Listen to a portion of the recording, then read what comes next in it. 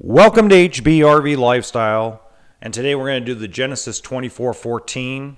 Now, like the Power Light and the Raging, this is actually under 30 feet. So if you take a tape measure to it, it's under 30 feet in total length, 29 feet 11 inches.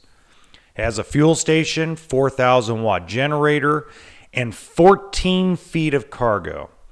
Now, if you've seen my review on Genesis toy haulers from last year, nothing's changed. Pablo does an amazing job with every single toy hauler, and you have 72 inches of space between the cabinets and the wall, so you can fit the majority of your 4-seat RZRs, Can-Am X3s. Now, if you do enjoy the videos, please hit the like button, subscribe to the channel, and hit the notification bell to see future or to be notified about future videos.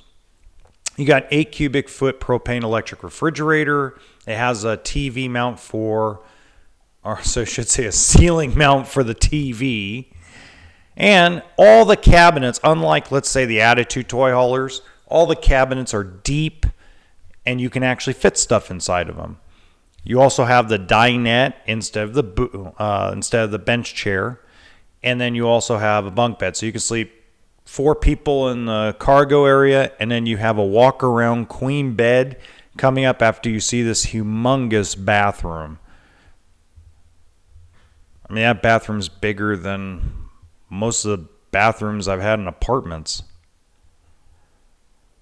So you got your walk-around queen bed separate from the cargo area, so that's pretty cool. Now, if you look in the top right-hand corner, there's another small toy hauler video you'll want to check out.